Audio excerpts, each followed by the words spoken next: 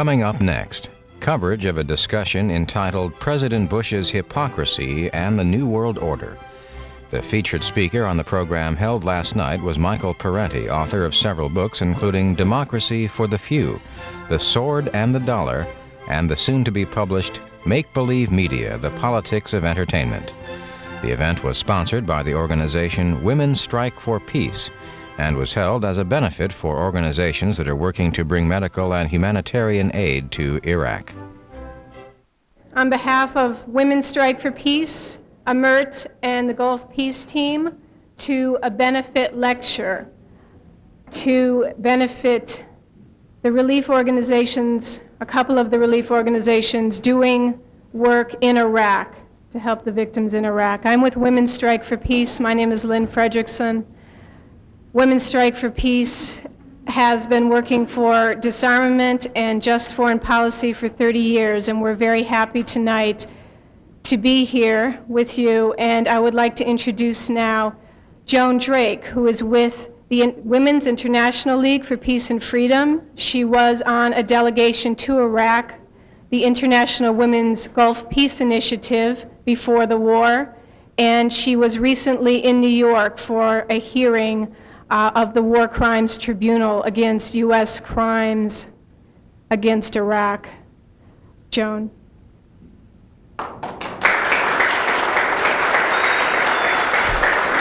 Hello. Thanks very much, Lynn. It's a pleasure to be with all of you tonight and to try, I think, to assess what's been happening to our country, what's been happening to the world over these past few months and years since the tensions in the Gulf mounted and culminated in the terrible bombardment of the people of Iraq and Kuwait during this past several months. I'd like to say that the privilege I had in being in Iraq prior to the bombing is one which I regard with great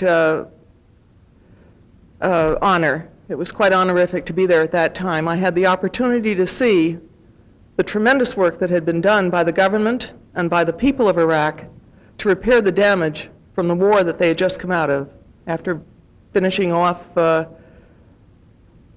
whole series of completed renovations and reworking of the infrastructure of the country.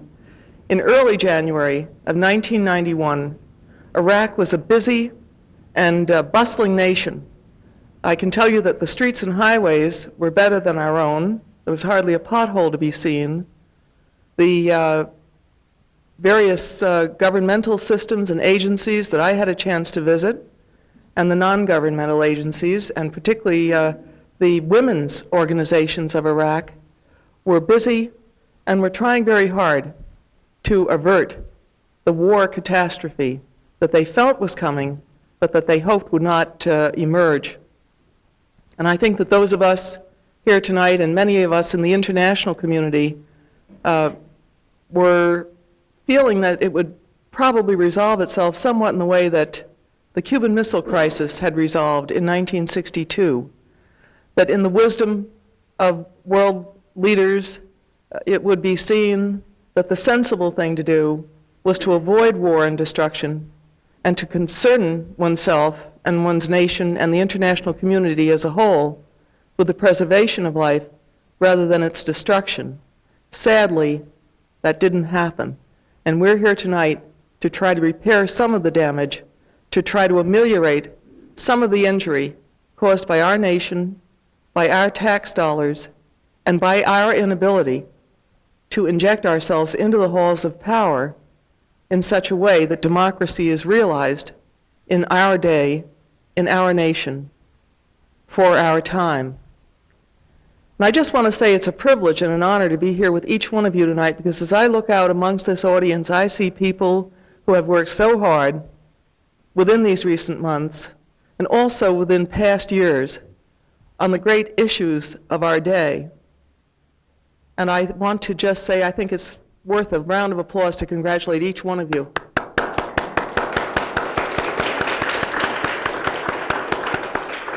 And I think you should applaud yourselves because we tend to measure our achievements by what we haven't accomplished. And I think that's a grave error. I think we've seen just in the past several months the building of a massive movement in this country that is trying desperately to bring the country into the 21st century in a sensible and sane fashion. And I think among the people who have most taken this to heart and who have much to contribute to the process is Professor Michael Parenti. And I want you to know, I think it's an honor to be here with you tonight and an honor to share this podium with him. And I'd like to say that I think it's a great privilege to introduce to you so distinguished a speaker as Professor Michael Parenti.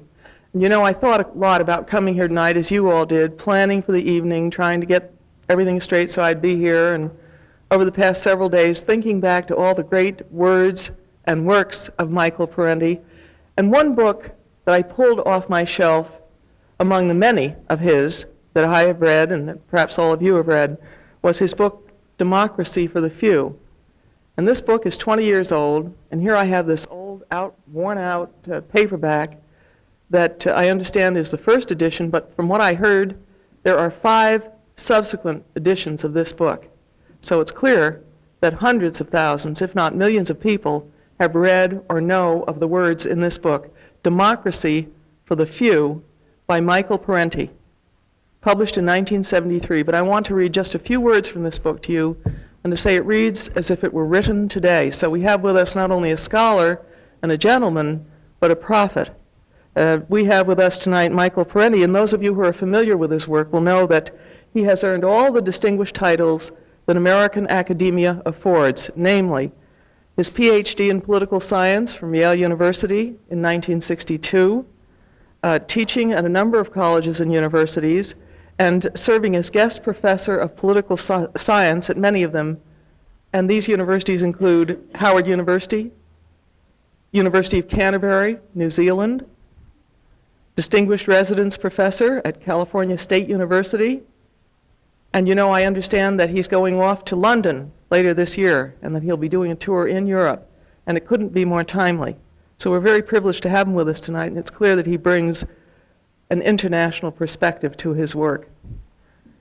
Among the books that I didn't bring along with me are The Anti-Communist Impulse, published by Random House, Trends and Tragedies of American Foreign Policy, Ethnic and Political Attitudes, Democracy for the Few, which I've just mentioned, now in its 5th edition, Inventing Reality, The Politics of the Mass Media, The Sword and the Dollar, Imperialism, Revolution and the Arms Race, Make-Believe Media, which is coming out in 2 weeks, so that's a new one. You probably don't know that title, Make-Believe Media, and The Politics of Entertainment. And of course, he has articles in every single one of our publications of note: The Nation, The Progressive, Political Affairs, American Political Science Review, Journal of Politics, and on and on and on. He's appeared on radio and TV talk shows. His lectures have been played on numerous radio stations to enthusiastic audiences. And those of you who are readers of The Nation magazine, as I am from time to time, will know that you can purchase his tapes. They're advertised in The Nation magazine. He's lectured widely on college campuses and before religious, labor, community, and public interest groups around this country and around the world. Those who have read Dr. Parenti's books or heard any of his lectures know also of the radical and forthright nature of his analysis and assessment of United States policy. I'd like to exercise the privilege of the interlocutor, and as I said, quote for you a few words from Dr. Parenti's book, Democracy for the Few. And I thought in preparation or in our activities for tonight's benefit on behalf of the victims of the United States air war against Iraq, that they are very timely and worth sharing. Parenti says in his introductory remarks, and I quote, "This book explores how the American political system operates. American governance, as portrayed in most of our textbooks, bears little resemblance to American government as practiced by the men who rule this country. The central theme of this book is that our government represents the privileged few rather than the needy, that there exists a close relationship between political power and economic wealth. The desire to ignore the relationship between private wealth and public power and confine one's attention to more respectable and safer subjects persists within academic circles today. In this book, we will try to confront that relationship. And one reason that I wanted some public acclaim and applause for each one of you sitting here tonight is that I know of the work of many of you, and I know that, like Dr. Parenti, you haven't shirked to face the burning issues of our time. And indeed, it is more secure, and it is more safe to not publicly face or address them. But I'm happy to be here tonight and to share with you the words of Dr. Michael Parenti as he looks at our time and our day.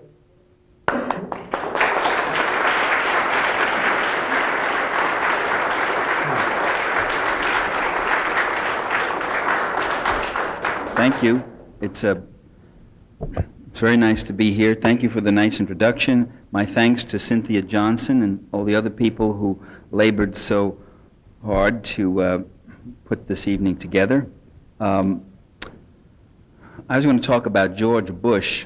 It's a very unpleasant subject, but I thought I'd start with the heart of it all. George Bush, President Bush, has been called inconsistent lately, and I want to disagree with that. He's called inconsistent because people have noted that in his policy toward China, he is very patient. China has a repressive regime. There are no open political parties or open press and all that stuff. And yet Bush says we should not impose a moral litmus test on China. We should have patience. It's a country that's going through changes that may take a long time. So there's a forbearance in regard to China. The inconsistency, some people say, is the prohibitive approach he shows toward Cuba, for instance, where there is a moral litmus test, where demands are made that they must make all the kinds of reforms that he's not demanding on China, all the kinds of guarantees of personal freedom. Although nobody has been killed in Cuba because of their personal views, there are no death squads in Cuba. There are plenty of them in El Salvador. And others have said he's inconsistent because he doesn't make demands on El Salvador, but in fact gives aid to El Salvador. Even that he's been demanding of the Soviet Union, where there's been a wide growth of procedural democracy and dissident opinion and dissident publications. There are more dissident ones than communist ones now. So that the communist ones really are the dissidents practically, and yet there are severe strictures being put on the Soviets. Why this inconsistency? Why this favoritism toward China, and yet why so severe toward the others? Why the favoritism toward El Salvador? I argue there's no inconsistency. There's a hypocrisy in his words and his demands and his postures, but it's very consistent. The one thing that George Bush always is consistent. He's absolutely consistent. And what's consistent about China is that they're opening their doors to private investment, to the multinational corporations on terms that are very favorable to those multinational corporations. They are privatizing their economy. They are dismantling portions of it. They are providing immense markets of cheap labor. So China has a policy that has been very good for multinational corporate investment, for the acquisition of resources, cheap labor, and wealth. The function of capitalism, the essence of capitalism, is to convert nature into commodities and commodities into capital. And China has been cooperating in a way that Cuba hasn't, nor even the Soviet Union as of yet. And it's also the way that El Salvador and Honduras and Guatemala cooperate. The goal of U.S. policy is, I would argue, to make the world safe for private corporate capital investment, to make the world safe for that process of capital accumulation, to make the world safe for multinational corporate control of the land, the labor, the resources, and the markets of other countries. To do all that, you need to maintain a global military machine with literally 800 or 900 bases around the world. You need to maintain fleets that travel the oceans and squadrons of bombers that could hit anywhere. Now, it's argued that that isn't what it's about. Bush, and that's where the hypocrisy comes in, Bush argues that, of course, and others like him, that the professed goal is something else. The goal is, well, U.S. national security. We need all these bases because we have a, I'm going to take the Bible off for a second. We need all these bases because we had the threat of the Soviet Union. Well, back in the height of the Cold War, I argued that that was never the threat. To be sure, the Soviet Union was a threat. It represented an alternative social system where the land, labor, and resources were being used in a very different way. It also gave aid to other revolutionary movements. So in that sense, it was a threat. But the Soviet Union as an entity itself was not a threat to the United States as a national security entity. And in fact, now that the Soviet menace is evaporating and the Soviets are moving toward a capitalism, now that the Warsaw Bloc has broken up and the communist countries of Eastern Europe have been replaced for the most part by right-wing capitalist countries that are worshiping the most retrograde components of conservative capitalist society, now that that's happening, the question arises, why do we still need this global military machine? For 40 years we heard it was to keep the Russians away from your sister. And what now? What is the reason now? Well, we also hear that the professed goal is democracy, that we need all these interventions in places because we are supporting democracy. But the record shows that, in fact, we have intervened to overthrow democracies. Goulart in Brazil, Allende in Chile, Arbenz in Guatemala, Sukarno in Indonesia, Mossadegh in Iran, and you can name a number of others, the Greek democracy in the late 60s. And what these different governments had in common, different governments, different leaders, different languages, different cultures, different politics and all, what they all had in common is that they were using political democracy to affect economic democracy. And in affecting economic democracy, they were transmitting some portion of the gross national income away from those who control the wealth of the nation to those who work to create the wealth of the nation. If you look at Allende's Chile, you'll find in the 2 brief, brave years that Allende was in power, the gross national income had shifted some 10% or so away from the people who live off interest and dividends and toward the people who live off wages and salaries. And the goal and the function of Bush's policy is not to defend democracy, but in fact to smash those various democracies when they begin to cut into that system of privilege, power, and wealth and capital accumulation.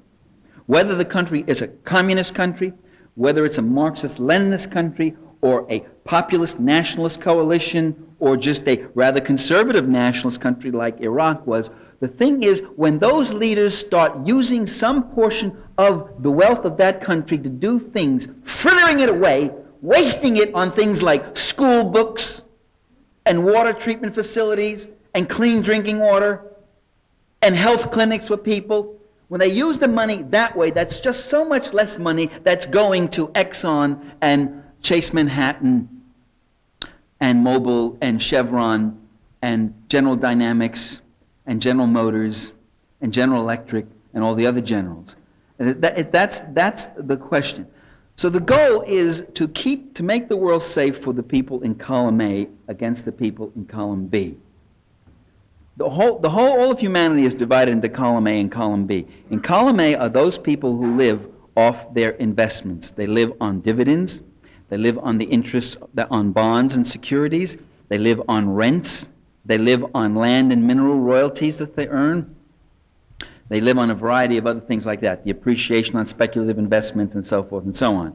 Column B is made up, which I suspect is heavily overrepresented in this room right now. Column B is made up of the people who live principally off their, principally you might have a little CD which gets $500 interest, whatever, but it's not enough to live on. We live off wages, salaries, and pensions and things like that. In Democracy for the Few, I have a line where I say, the trick to getting rich is not to work hard, but to get others to work hard for you.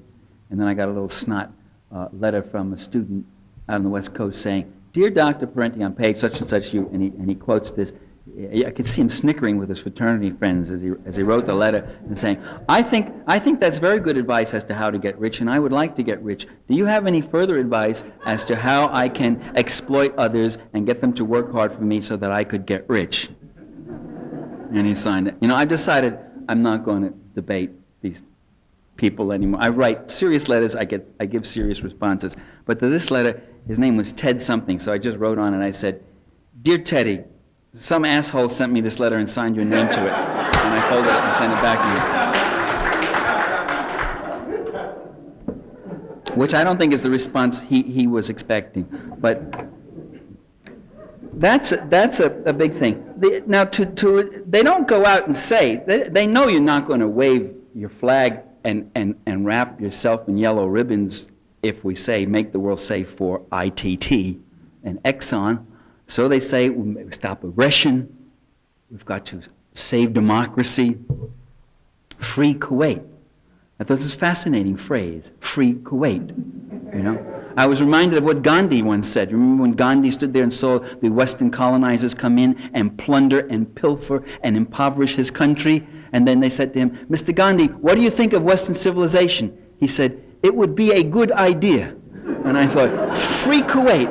Free Kuwait. It would be a good idea to get rid of the Amar and all that. But reality shows us something different. There was no fighting for democracy, and the Bill Moyers special just the other night had a clip of Bush saying, we're fighting for democracy, we're fighting for democracy, in that dynamic, powerful way he has of talking, and we're fighting hard for it. There are death squads in Kuwait. There are kangaroo courts. There are people being rounded up, Palestinians, Iraqis, Kuwaitis.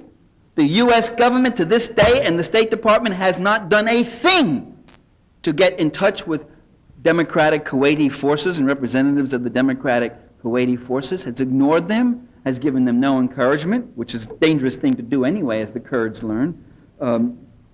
So it wasn't to save democracy. It isn't for national security. It is to keep the world safe for the column A people. And that process, whereby the dominant interests in one country expropriate the land and labor and natural resources and markets of another country, that process has a name. You can never talk about it. You cannot talk about that process, even though it is the most powerful force in the history of the world over the last 500 years. It has shaped the map of the world. It has led to untold numbers of wars and conflicts and murders and atrocities. That process is called imperialism. And that process goes on today just as it went on with the Portuguese in Africa and the French and the Dutch and the Belgians and the British. What these nations did in places like Africa, Latin America, Asia, Ireland, India, what they did in impoverishing these countries. The third world is not underdeveloped. It's overexploited. It's been impoverished and plundered to an incredible degree. The tin, the copper, the bauxite, the manganese, the cotton, the cocoa, the rubber, the oil, the silver, the gold, and the labor, and the slaves, and you can go on the list of things that for 500 years the dominant interests of one country, generally Western European, North America, and much later on Japanese, have done to Asia, Africa, and Latin America. That process is still going on today. That process of expropriation. There's very little direct colonization. They no longer own the countries. They just own the economies and control the wealth and much of the infrastructure in these countries. And when a nationalist leader arises, when a leader comes up, be he a Noriega or a Gaddafi or a Saddam Hussein, whatever else he may do, and he may not be a saint, he may have committed any number of crimes of his own, when he has the temerity to begin to interfere with things like the price structure of oil, whatever else, to defend his interests and maximize his income at the expense of the multinationals or at the expense of whatever, it doesn't have to be oil, it could be any other thing, then he must be done away with. Even if it's a little tiny country like Grenada. You could say, oh, wait a minute. Grenada isn't an economic threat to the multinationals. What do you got in Grenada? Just nutmeg, and you can always get that nutmeg from Africa. That's right. But the invasion of Grenada and Reagan was right. He said it's not a matter of nutmeg. I said it's the first time I agreed with the guy. It's not for a direct economic interest. It's to serve notice to the people of Grenada that they cannot develop an alternative social order. To serve notice to the people of the Caribbean that if any of you try this, this is what you're going to get. You're going to get the 102nd Airborne on your neck. That stuff, that the labor in your country and the resources of your country and the markets of your country belong to us. You get the hole in the ground, you get the pollution, you get the shanty towns, you get the disease, you get the typhoid and the contaminated water systems, you get the bloated kids, you get the starving people, you get the underemployment, but we skim the cream. And if you try to tamper with that, you will get it. In 1954, when Mossadegh was overthrown after he had nationalized the oil of Iran,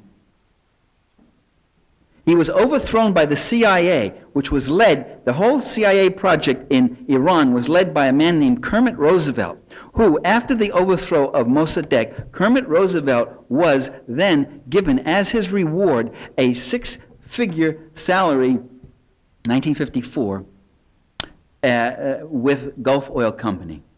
That was his reward. And at that time in 1954, the New York Times ran an editorial and said, let this serve notice to other nations who get too extreme-minded that the resources and the investments of responsible elements of the world shall be protected. So I don't have the exact quote. I'm sorry, I should have brought it with me. It says it very explicitly, that if you tamper, that oil in your ground belongs to us, and if you touch it, we'll kill you. It's a kind of a national security mafia approach to things. What kind of governments do we want?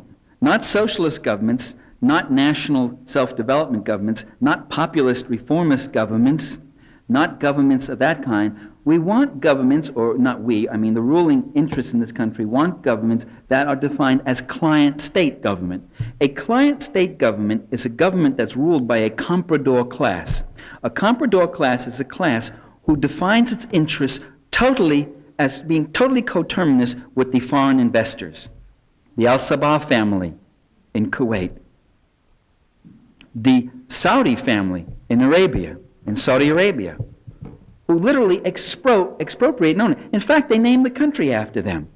The country used to be called Arabia, remember? Lawrence of Arabia and Arabian Nights and all that. It's now Saudi Arabia. It's named after the family. They have literally hundreds of billions of dollars. Actually, a couple of $1 trillion, those two families have the equivalent of a couple of trillions of dollars invested in U.S. banks, U.S. corporations, U.S. real estate, and U.S. Treasury notes. That's the kind of family they want. That's the kind of ruling class. They want a client state. They don't want a Colonel Nasser in Egypt who nationalizes the Suez Canal and takes the earnings of it to give the Egyptian masses free public education. For the first time in 3,000 years of history, free public education. They don't want him. And John Foster Dulles gets up and says President Nasser is the Hitler of the Nile. Remember that one? Hitler of the Nile. They don't want a Gaddafi who comes in Libya and nationalizes the oil and takes the earnings and investments of it and builds reclamations, plants 40 million trees and puts in healthcare systems and redistributes income to the mass of the people, education, all that sort of thing. Gaddafi, a Hitler madman. That's the thing they don't want. They want a client state. They want leaders who say, come on in, here it is, it's all yours, take what you want out of it, you get name the terms you want, there's no occupational safety laws, there's no environmental protection laws you have to worry about, there's no minimum wage, there's no child labor laws, hire whoever you want. Just make sure you give me my cut, and if they get out of line, if they try to organize and all that, we'll come down on them with our civil guard or our death squads who are trained and financed by your people. Thank you. Well, we got a good little thing going here. That's the client state.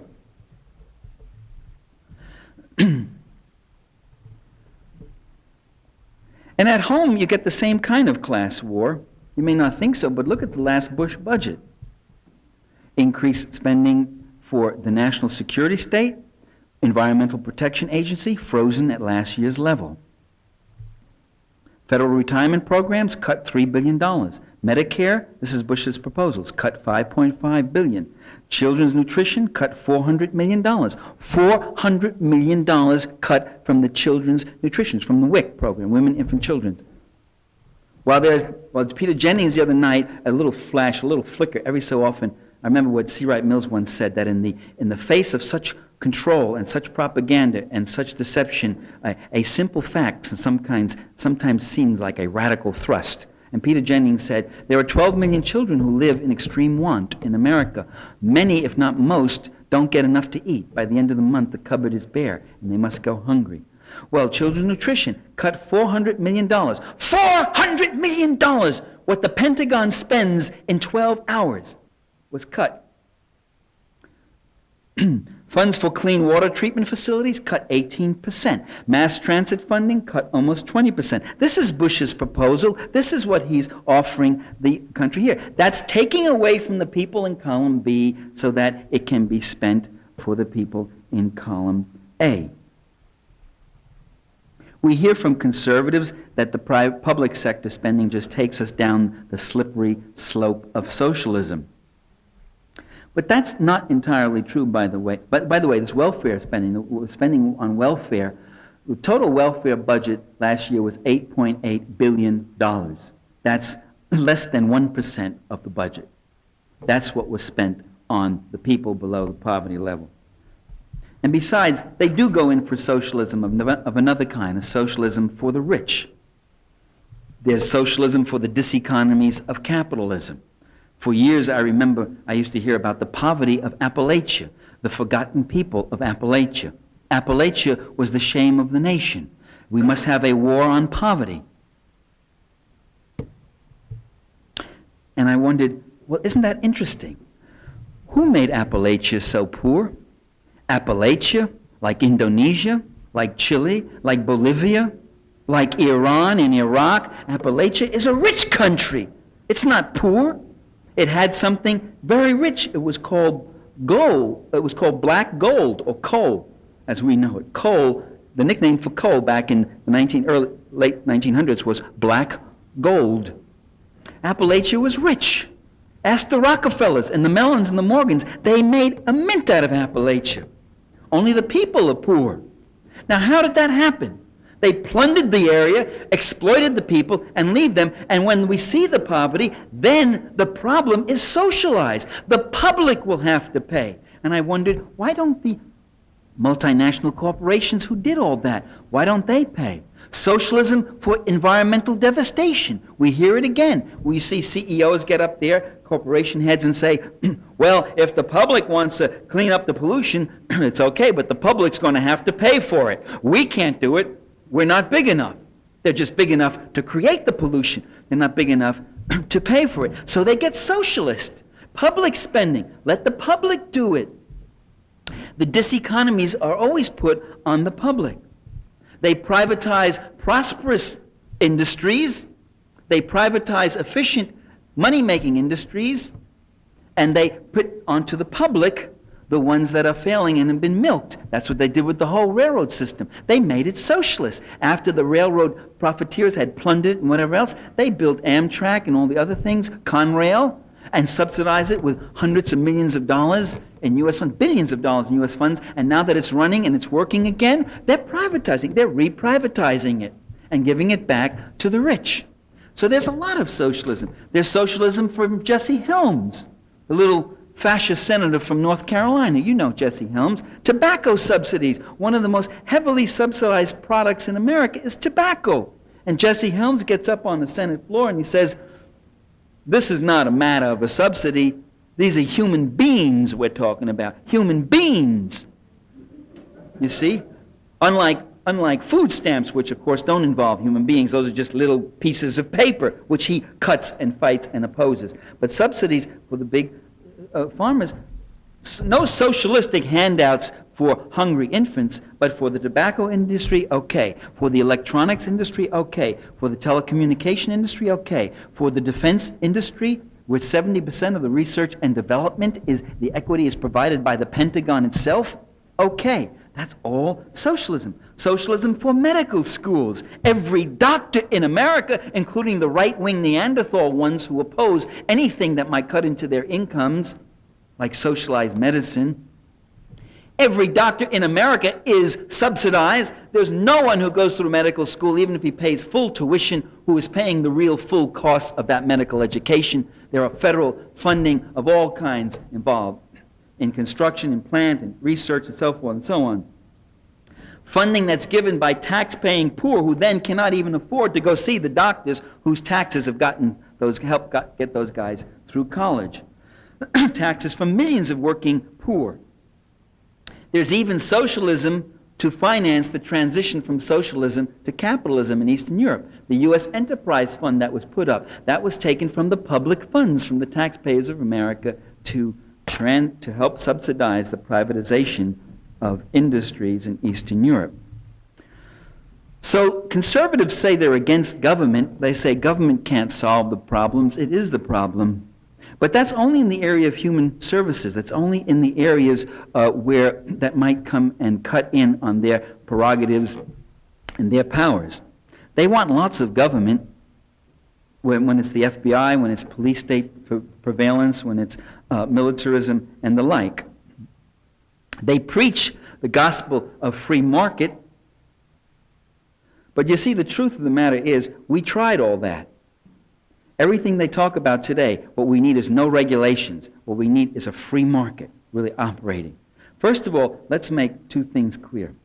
One is there's never been in history any society that's run purely on free market standards. There always have to be regulations and protections of some kind. If you really did pure laissez-faire capitalism, you would tear the society apart. But we had a very close approximation to it. We've done that. And the right that keeps arguing and fighting to get back to it, forget that we had it. It was called 1890. And 1890 gave us child labor. It gave us typhoid in our cities, typhoid epidemics in Philadelphia, Chicago. It gave us contaminated food. It gave us widespread poverty and unemployment. It gave us environmental devastation. It gave us no pensions or minimum wage protections. It gave us regressive tax systems. And that's the model that they're trying to move back to. The goal of right-wing conservatism, conservative capitalism in this country is the third world. It's a third world goal. It's a goal where labor unions will be broken. It's a goal where the capital accumulation process will be increased. It's a goal where capitalism will work better and more successfully. Remember that. We often say capitalism is successful. Look at Austria, or look at West Germany, or look at the Benelux countries, or look at Sweden, or whatever else, or the US or Canada. But those are countries where capitalism isn't working all that successfully. As a social order, it's less oppressed and less miserable. But if you want to see where capitalism really works successfully, you've got to go to Guatemala. You've got to go to Indonesia. You've got to go to the Philippines. And that's where you'll see it working. Just as I said, the client state, where the rate of accumulation is 200% and 300% higher than it is in a country like Sweden, where 80% of the people are in unions and there's a whole health system, and they cut in on profits and they tax the rich heavily and all that sort of thing. So capitalism is most successful where it is doing the thing it is meant to do, which is to accumulate, to amass wealth in order to invest, to amass still more wealth. And that rate of accumulation is much higher in the third world, where you have something close to the free market ideal. I say to students who argue for the free market, I say, would you get on an airliner that is run purely on a free market system? How would you do that? Would you fly on an airline that's run free market? I said, first of all, where would you land? All the airports are socialist. You say, what? They're a little shocked. Yes, all the airports are publicly owned, publicly regulated, with air traffic controls and all that. How else could it work? A purely free market airline, wouldn't that be something? You'd have more choice. You could fly maintenance or non-maintenance. You could see United going, yeah, I'll get in ahead of Delta. We'll get there first, folks. Would you really want that sort of crazy thing? The Gulf War was part of that mythology. I think it was part of looking for new adversaries, creating new adversaries now that there's a shortage of old ones, so as to justify the keeping of this global military machine. And it was also to serve notice to everybody in the Middle East that we call the tune on how your country is going to be run. And if you have the audacity to oppose us, this is what's going to happen to you. In short, I'd say the Gulf War had three major functions. It had a number of others too. One was to keep the open door for capital accumulation. Two was to maintain and magnify the military-industrial complex. And three, to keep the global military machine intact and give reasons for it. That war has taught this country the wrong lessons, that if there can be a one-sided slaughter, then it's just. That we can rejoice over our high-tech weapons of mass destruction. This whole idea that Bush should be applauded because the policy was successful, the resolution in Congress, we support our president who unerringly, the phrasing of it was, I mean, it's, you know, that's what they used to do in Nuremberg for Hitler, who unerringly brought us to victory, as if the success of the policy was its own justification. I mean, Hitler took Poland in 2 weeks. Does that mean it was a brilliant, successful campaign? Does that mean it's a policy we support? And even if you didn't like Saddam Hussein, and even if you thought he should get out, is that what you do? Murder his people in large numbers? I mean, I hate the government of Guatemala, and I hate the government of El Salvador. But if someone said to me, okay, what we're going to do is carpet bomb Guatemala City and carpet bomb San Salvador and kill 20 or 30,000 people, and we'll dislodge the government, I would oppose that with full vigor, because it's not to make war against the people. If you really want to help in El Salvador, what you do is cut off the murderous aid to that army in El Salvador and give direct aid to the democratic forces of El Salvador. And that would be the way to help it. So this idea, this idea that you demonize the leader and the leader is associated with his people, then gives you license to destroy the people. And if you can do that without losing too many of your own, then you've won a really great victory. This is the kind of thing we've got to continue to argue against and educate against. Now, a lot of the American people weren't that vicious, and they weren't that Neanderthal, although they seemed it. The polls show, the surveys done, many people showed that the more they watched television, the more misinformed they were. The more they believed that Saddam Hussein was going to invade Saudi Arabia, the more they believed that the oil supply wouldn't be coming to America. I mean, they had a whole bunch of misapprehensions. The less they knew about Kuwait's slant drilling of the Rumaila oil fields, the less they knew about any number of other things.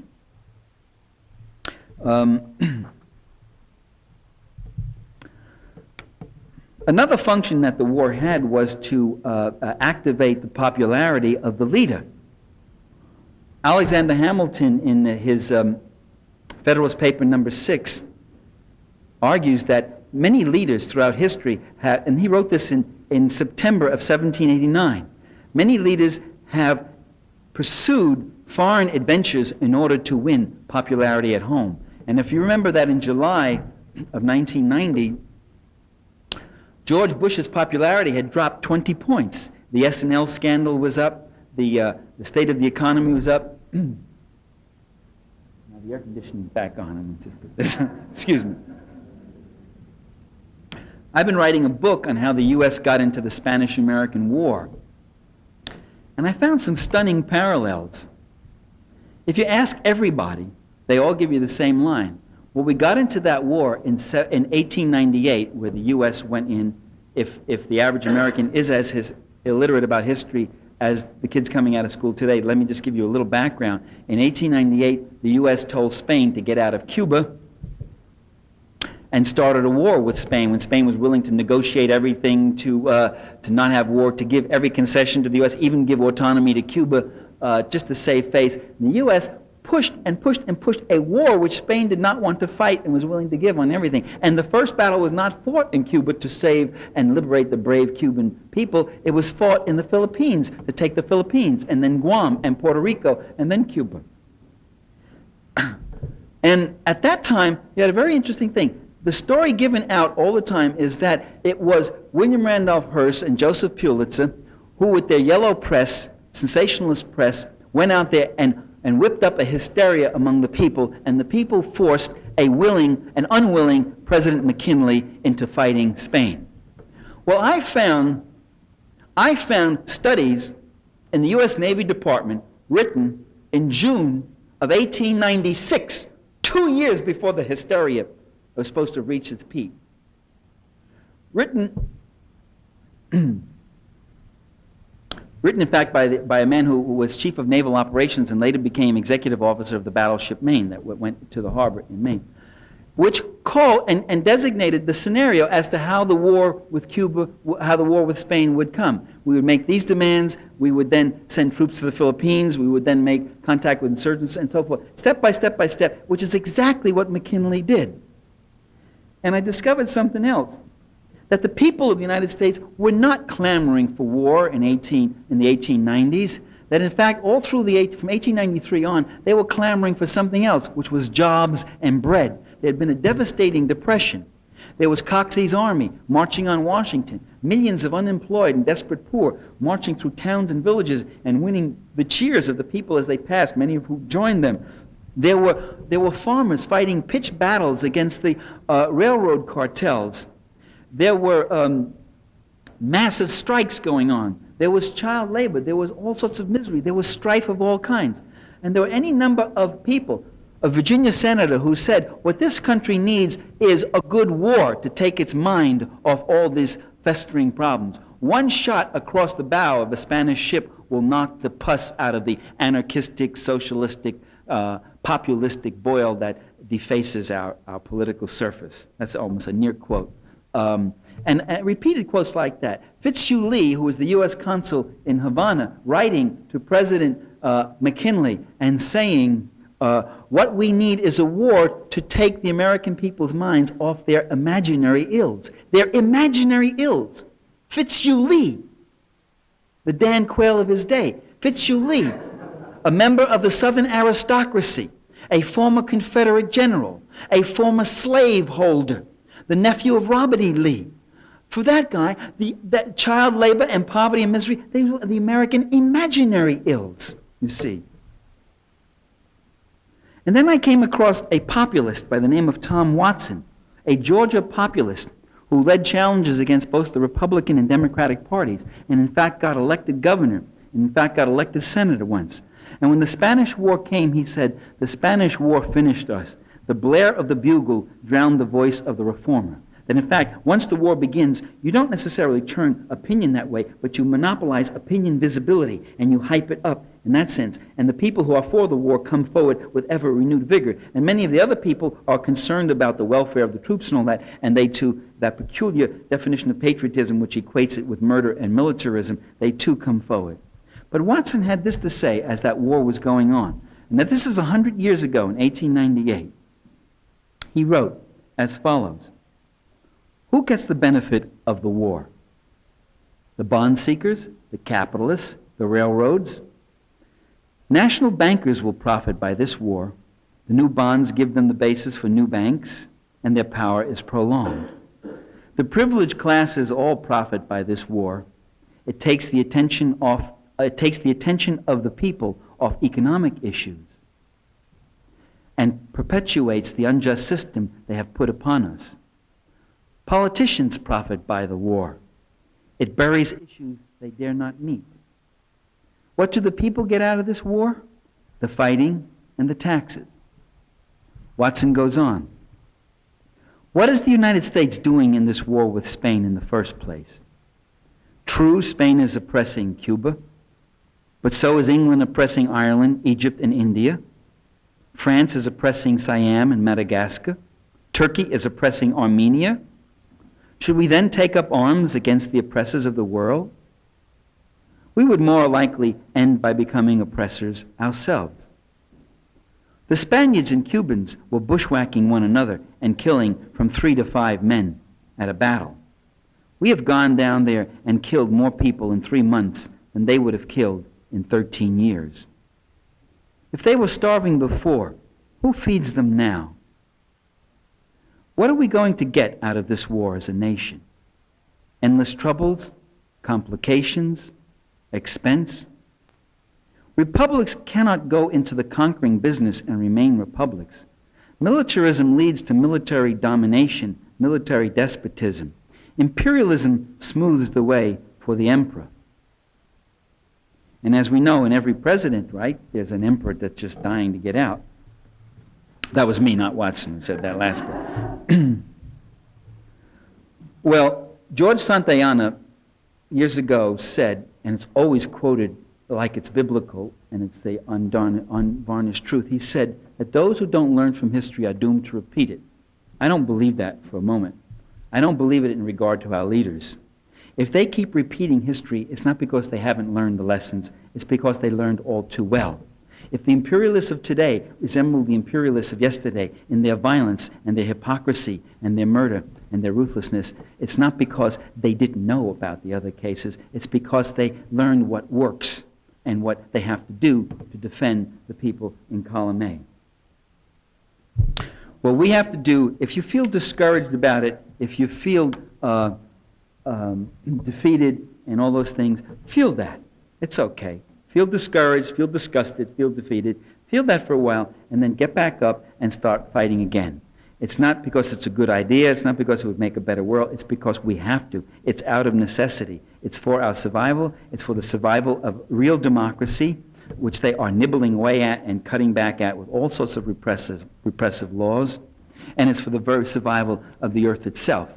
I have a friend who had a neck problem. He went to an acupuncturist, and the Chinese acupuncturist put a needle in his wrist and put one in his leg, and he said, wait a minute, well, I don't get the connection. I got a neck, my neck is hurting me, and you're putting a needle in my arm and in my leg. What's the connection? And the Chinese acupuncturist said, whole body connected, take a look. You know, that typical Chinese gentle contempt for the Westerners' idiocy, you know. And so what we got to say, whole society connected, take a look. Whole universe connected, take a look. It's our universe, and we've got to fight to keep it. Thank you.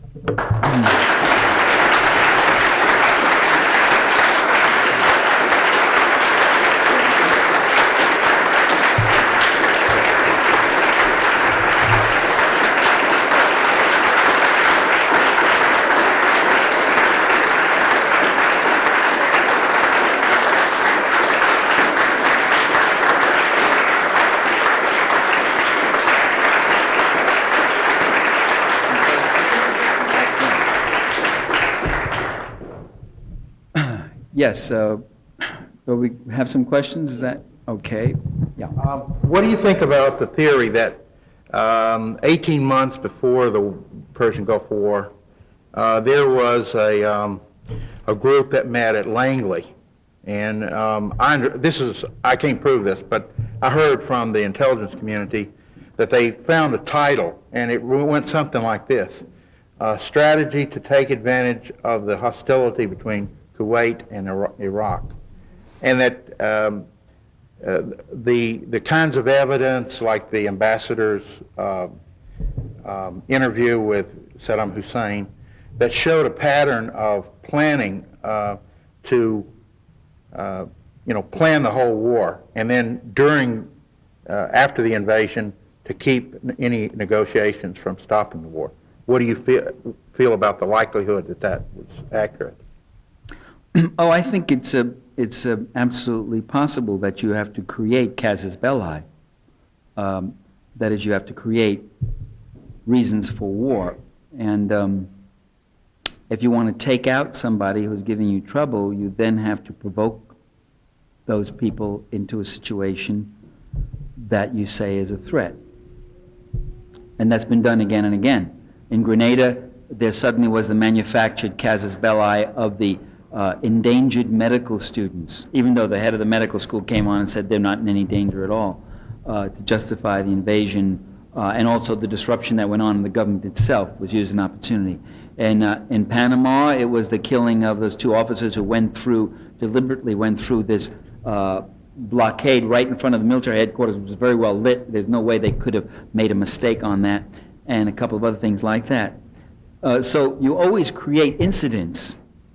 I have a quote from the Mexican foreign minister, 1843, to the Mexican Congress, talking about how the Americans have no shortage of incidents which they can always create and find to then make incursions and to push us into wars that we don't want, because we know we're going to lose them and we're going to lose everything thereafter, which happened a couple of years later, right?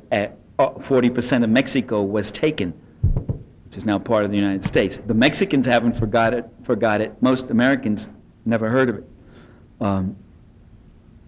But I have no doubt that he was set up, that they were planning this. Not that the plan was inevitable, that they had this as an option among others, and that at a certain point that became the workable plan, the thing to do.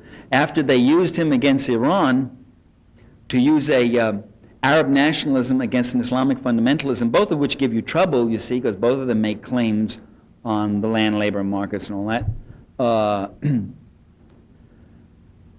After he was used against Iran, then he became troublesome too.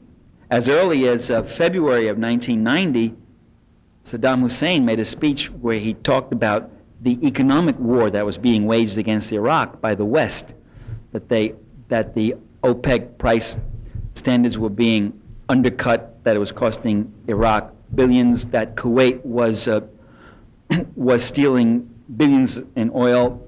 Kuwait would not even allow air flight rights for Iraqi airlines to Basra, to make Basra an international city. I mean, there were all sorts of provocations that were going on. The creeping border going north, that border kept new settlements and all drifting north, you know, when the Iraqis had wanted to negotiate that border with the Kuwaitis told them to kiss off. So there was a very unusual behavior. I mean, normally Belgium doesn't act that way toward Germany, you know. Grenada doesn't act that way toward the U.S. Panama didn't act that way. It's rather odd to suddenly see little Kuwait telling the Iraqis to kiss off. If you don't like it, you can lump it.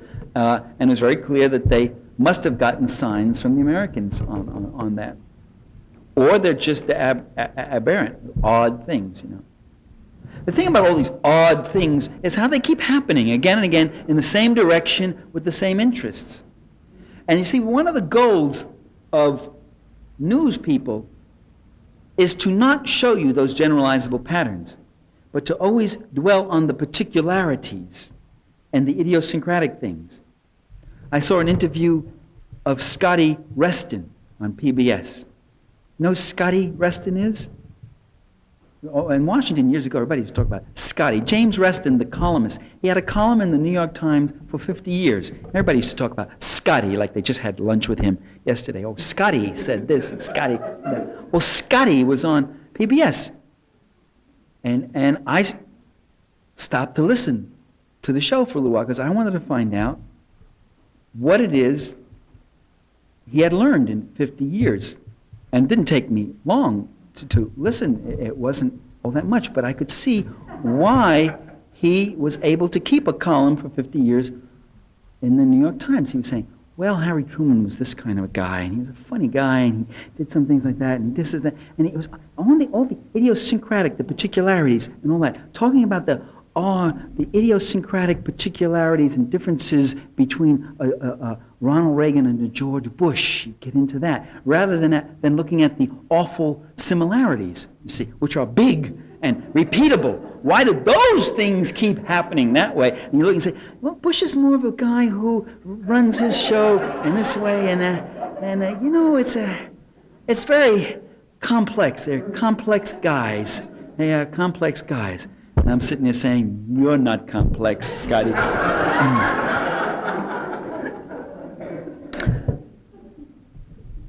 Yes, ma'am. Where is George Bush vulnerable?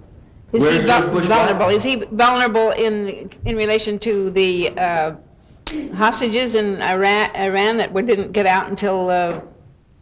Well, the story's been dropped, right? Or the October surprise story. Where is he vulnerable? Is it in the mainstream media? It'll be on Koppel, I think, tonight, isn't it? Oh, great. Well, good. Every so often it comes up again, I guess. Well, Koppel, though, God knows what he'll do with it. So they play with a stacked deck. They have 4 people on, and one of them may be, sick will be on, let's say, and then they have these 3 other guys. One would say, and the other one says, hey, he's crazy. And they did that with the KAL 007. They had one guy on who said that plane was flying where it shouldn't be, when the perfect arch, and everybody else was saying, those Russians were inhuman, shooting this poor little helpless airliner down. That's how Koppel does it. But, well, that's good that it is on. I think Bush may be vulnerable on the economy. That is, a lot of people are hurting, and he's showing himself quite oblivious to the needs of people.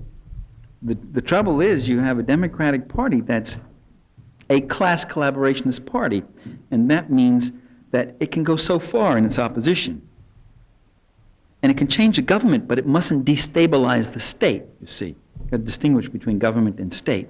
The government is the issues and the policies and the elections and all that, and the state is that irreducible part that has a monopoly on the legitimate use of force.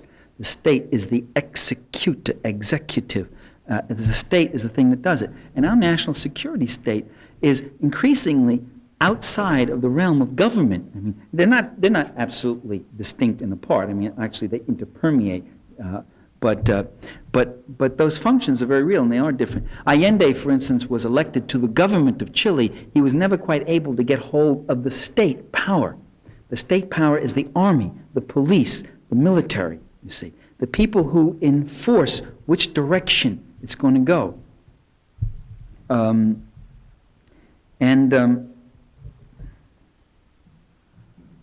And that Congress, when it gets close to destabilizing, as it had the chance in Iran-Contra, they would get up and tell you, not in my vocabulary, but in their own, they say, this country, you heard Democrats saying, this country needs a successful presidency. We need that. They're worried about destabilizing it. And I'm saying, why do we need a successful presidency? One, what's your definition of success? And I thought your commitment is not to stabilizing that portion of the state, regardless of what it does, even if it shreds the Constitution. Your commitment was to justice and truth, which is ultimately the best stabilization. But it is very destabilizing, of course, because that kind of truth can really erode the support that people are supposed to have for their institutions. Cynthia, you're standing there. Is there something you want to do before we go on?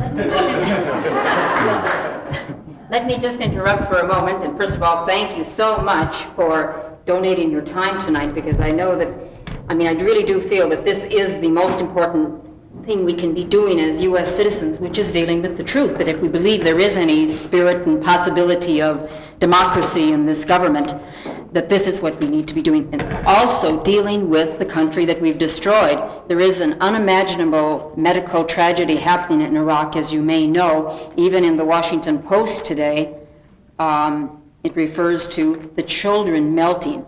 My name is Cynthia Johnson. I'm with Women's Strike for Peace, and as Lynn mentioned, we're a group that started in our concern for children.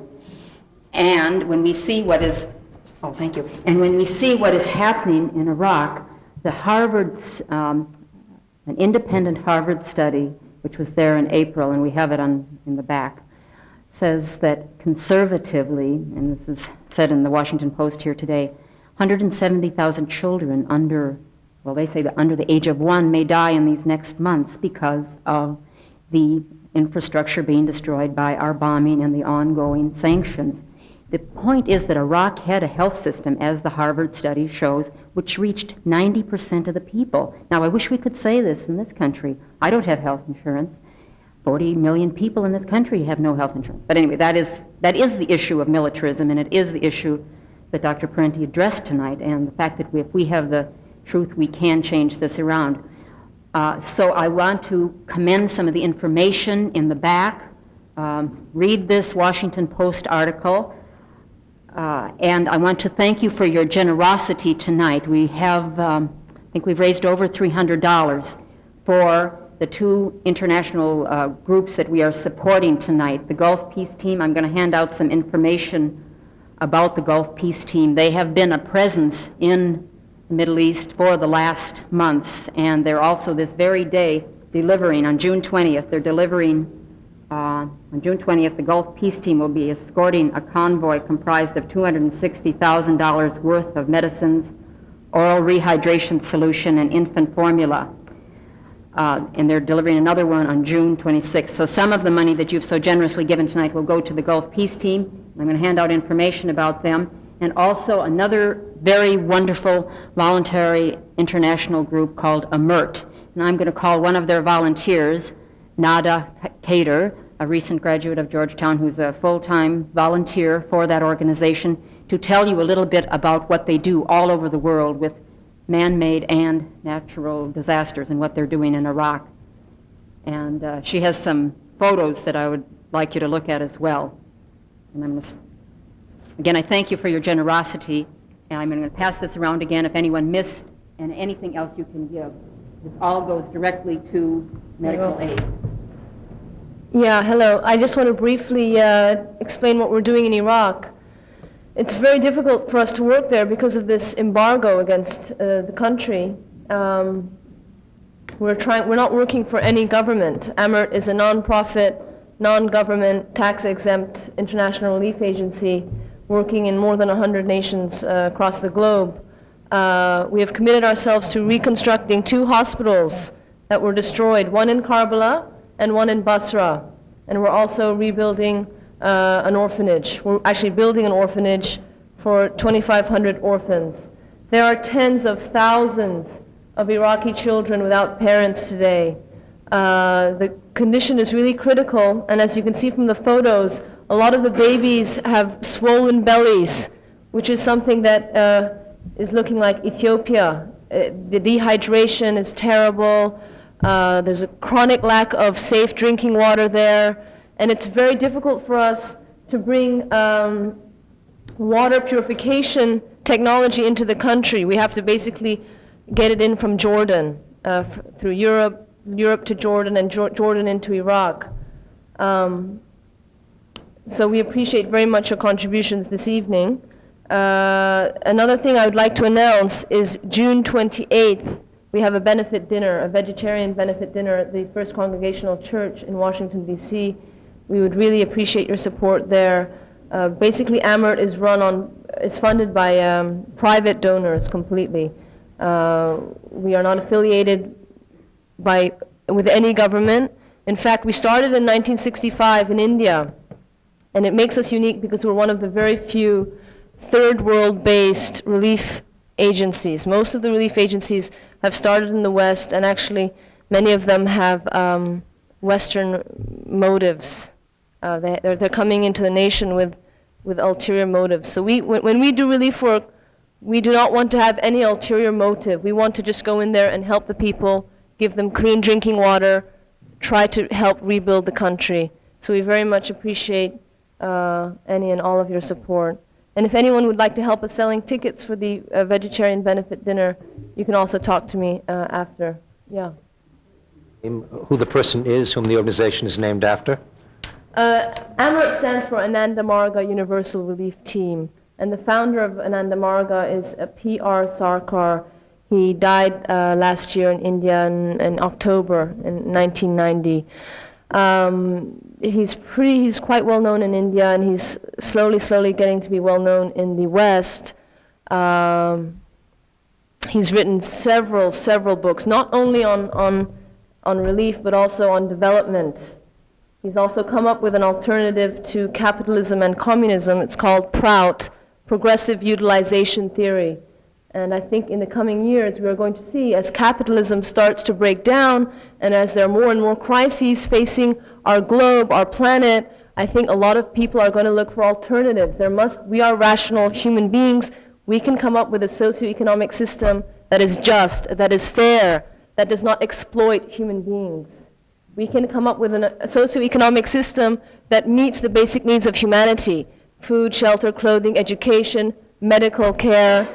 So basically, it's, you know, it's quite comprehensive. You know, in the long term, we see ourselves as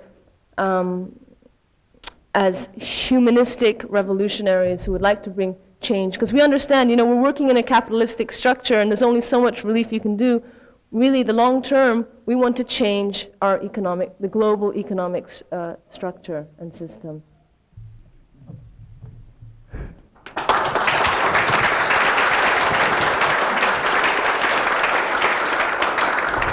There was a very good. You had something more? Yeah, I'll take a few more. While let me do a commercial of my own. People's Video of Seattle, Washington distributes my audio and video tapes. Nobody makes a penny on it, not them, not me. And flyers are on the tables back there. Also, you can order books of mine from, I think it's International Bookstores, the Long Beach one, if you can't get it at Common Concerns. My publisher specializes in rare books, so he tries to keep my books as inaccessible as possible.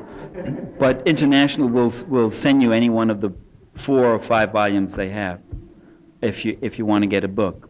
If you're down to your last $5 and you got to choose between an audio tape or contributing it to Amherst to help rebuild the hospital, contribute it to Amherst, and I'll give you another lecture some other time. Yes. I want to ask you a question and then also make an announcement, if you don't mind. The question is, what do you see happening in the north of Iraq, in northern Iraq, Kurdistan, and Turkey, etc., etc.? All that question. Is it possible that the allies, the so-called allies, do want to keep North Iraq and Kirkuk, the oil, forever? And please, if you want to take, there is a Mesopotamian Cultural Society here, based in Arlington, and the phone number is 703-524-0600. You can come and ask me again. What society? I didn't hear Mesopotamian Society. Mesopotamia? Oh, Mesopotamia Society. You know, Sumeria, Mesopotamia. The name is Mesopotamian Cultural Society. Mesopotamia, I know. The thing is that they are having, I'm a member, and they are having, they send me an invitation. They are having a function or a celebration or an event in the Cannon Building, beginning July. I'm sorry, I don't have, call them, because you are all invited in the Cannon Building, in the hall, I think, of the Cannon Building. I believe on 1st of July, I'm not sure now, I forgot to bring it with me. So if you call, again, this number, ask me for the number after if you don't get it. The 703-524-0600. It's in Arlington. You could fix it up with her afterwards. Okay. Thanks. And so. Anybody else have a question? I don't know what to say about the Kurds. The northern. I think it's all a big hypocrisy, as we all know, that the Kurds are just another pawn in all of this. When they suddenly seem like a destabilizing factor, they will be abandoned, as they were the last time. The media's coverage of the Kurds, of course, is very thorough because it shows a suffering that has been caused supposedly by the Iraqi forces, whereas the media's coverage of the other 14 million people living in Iraq, not those 4 million, not to make light of what they're suffering, but the other 14 million has been criminally negligent and par for the course. That's all I'd say about that issue. There was a very good interview. That trashy little handout we suffer in this city called City Paper, which has gone from mediocre to bad, every so often still has a good thing in it. A couple of weeks ago, it had a very good interview, with the woman who, and her name escapes me, Louise Caker, right, in which she made an excellent point where the questioner said, what do you think of the U.S. military's insistence that they did not bomb indiscriminately, but that they bombed surgically and they only hit specific targets, with intelligent bombs and all that. And she said, oh, absolutely true. Of course, that's exactly what they did. They bombed surgically. They took out the water treatment plants, they took out the electricity, they took out all the life support systems for the entire population, and now large numbers of people are dying, which, by the way, is a war crime. Remember, they kept showing you those pilots who were captured. Here were guys who had been delivering death, and they had a shiner. Every one of them had a shiner, and somebody belted them. It's always in the left eye. If you're right-handed, you hit somebody. I used to box, I remember, and you get the shiner in the left eye. And this was a war crime because these pilots had been roughed up. What they didn't tell you is that the pilots who had been engaged in war crimes, it's a violation of the Geneva Convention to bomb civilian life support facilities. And that's exactly what's been done. Yes? This is a little change of the subject, but your title, Hypocrisy of Bush, I have learned about some of the plans for education by our president being the education president. And they want to privatize our public school system, and they point to how much more efficiently business can run the schools. And I think it's worthwhile pointing to the big educational system that business is running already, which is television, and to see just what kind of moral principles we will be encouraging in students, because although the commercials are very bright and cute, the substance is violence and sex, and it's not what I think our public school system should be. Well, I just wrote a book on that subject. It'll be out in 2 weeks, called Make-Believe Media, The Politics of Entertainment, and it deals with the images and themes and values of Hollywood films and television programs. And yeah, it's true. The violence is incredible. The militarism, the story after story, movie after movie, where there's no human personalities, there's no democracy, there's no human interrelation. There's just domination, clash, conflicts resolved by applications of violence and counter-violence. It's really quite something. And the sex. That Madonna. Have you seen the Madonna tape? It was so horrible. I watched it twice. But let's see. Next question. Anybody? Let's make this the last one. Yeah. I don't know if you're in the prognostication business, but what would you see happening that changes the system? Well, what do I see? This is one of those, what do you call what will you see happening to change the system? What do you call the globe that the person looks into? Crystal ball. I always trip up on these technical terms. That's one of those crystal ball questions, and I don't know. I'm telling you the trend I see, which is toward a third world model that the U.S. is moving, privatization of education. There's nothing they're going to leave alone. Don't think once they get theirs, they won't want yours. They want more and more. There's nothing they will leave alone. If they had their way, you would be working 14-hour days for 80 cents an hour. If they had their way. It's the dynamic of the system. That's the way it is. It has certain contradictions in it which have to do with wages. That is, wages which cut into profits have to be kept down. The less I pay you, the more profits I get. But wages which are the source of demand have to be kept up. Ideally, what I want to do as a boss is pay my workers as little as possible and have other bosses pay their workers more, so those workers will have the money to buy the goods and services that my workers produce. However, the other bosses have the same ideas. So what you get is a chronic tendency toward recession. Marx wrote about all this 130 years ago. Marx, the guy they say is irrelevant and doesn't say anything. Marx has great insights into capitalism and imperialism. That's what he was talking about. He didn't know much about socialism. I mean, it hadn't come around yet. But that tendency toward recession, and he said recessions occur when workers are not paid back enough money to buy back the goods and services that their labor produces.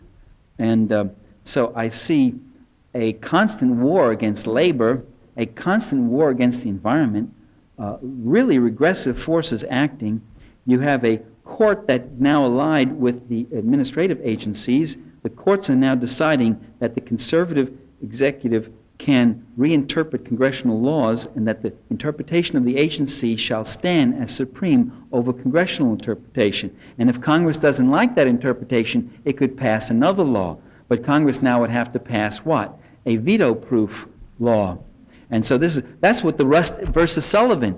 One thing that was left out of the Rust versus Sullivan, the one that just cut federal funding for clinics that gave advice on abortion, is that there's nothing in that law where Congress says that none of this money can go to any clinic that that recommends, that suggests or informs, doesn't recommend or advocate, but informs a patient of the abortion option. Congress, that's not in the law.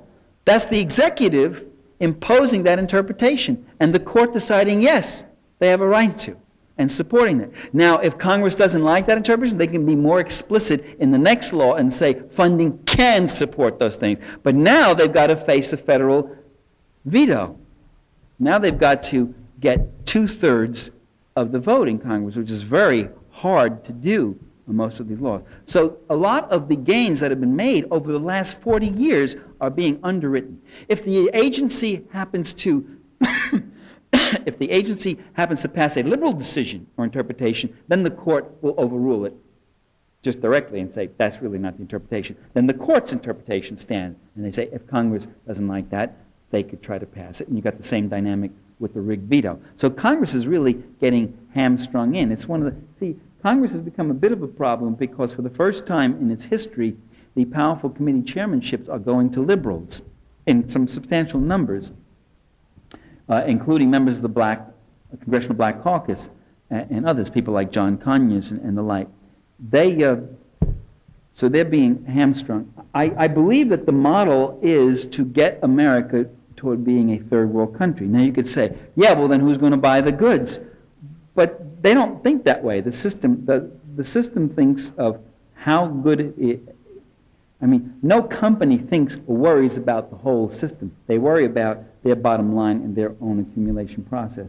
And that's the kind of thing that Bush is pushing. I think we're going to see some very tough and very terrible times ahead unless people really wake up and get a chance to really think in a more informed way about what are the conditions of their lives and the forces that face them. And that's what I dedicate my life to trying to do against real odds. As you know, they don't put me on Nightline or give me a Sunday afternoon station, or people like me, they don't. They gave Jesse Jackson one, he's off the air now, but he was on at real prime hours like 6 in the morning on Sunday and such. In Seattle, and yeah, they changed this time about 3 times in Seattle in a month. What about institutions where you say you're a teacher? Do you get harassed or silenced there? I mean, usually they do make people who speak the truth, so they make them into clowns, like Al Sharpton is supposed to be this big joke, and anybody who does speak out, or Jesse Jackson, and any teachers that I had in college who were speaking out like this, and they were always made into clowns, or if they were taken seriously, they were removed, and we weren't able to have the opportunity to hear what they had to say. What school was that? Well, I'm asking you. It could have been in a number of schools. Well, there's been a lot of purging in the universities of people. Teacher, my personal experience as a teacher has been one of unmitigated oppression in the sense of losing jobs and being denied jobs, being turned down by departments where I outpublished the whole department. You know, the rule was publish or perish, and if you publish, you're rewarded with appointments in advance. I outpublished, I mean, not every individual in the department, I outpublished the whole department if you add up all their publications put together. I have about 140 articles and 8 books and all. I've been turned down by political science departments that would normally, if I were a mainstream political scientist, would have snatched me up with my credentials. So that kind of thing goes on all the time. The worst attacks on my person and my physical safety came on a university campus by campus police and state troopers in Illinois during the Kent State Uprising, where I was beaten to a pulp, my head covered with blood, and thrown into prison and sentenced to 2 years for mob action and assault and battery. It was during the anti-war demonstration days. And I remember sitting in the prison and hearing one of the cops outside say, "That's Parenti. Now the chancellor will want us to throw the book at him." And they did, we had a judge trial. I didn't go to prison. I didn't serve it. I did 2 years of probation because I was out of town and I was already at another school. But I never really got tenure, and was always hounded in that way. The students I found were often open to the message. It depended on where. Some schools they weren't. Some of them, when you get to the really well-to-do, elite, careerist kids, they often could be very unreceptive. But it varied from place to place. But it's hard for me to say. I'd say there's a lot of people on campus who are receptive if approached in the right way and if allowed to speak and if you're allowed to listen and have discourse.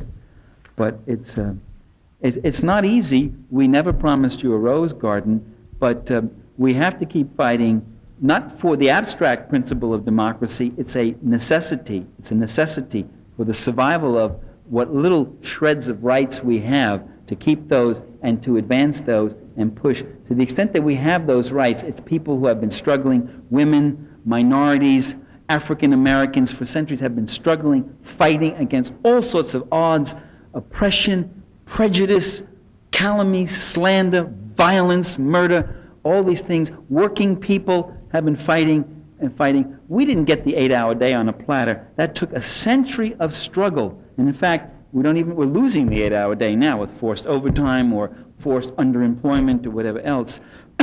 So we are facing very vicious people, very, very vicious people, very relentless in defending their privileges, their power, and their wealth. They will put a bullet through your head if they think you are a real danger. And so the only safety and security we have is in our numbers, in our organizing, in our speaking out. The one thing you should do, the last thing you should do with this censorship is never censor yourself. And there's all sorts of, I've run into too many people in my life who've always told me that the best way to preserve my freedom of speech was to keep my mouth shut. And that didn't make sense. Thanks a lot.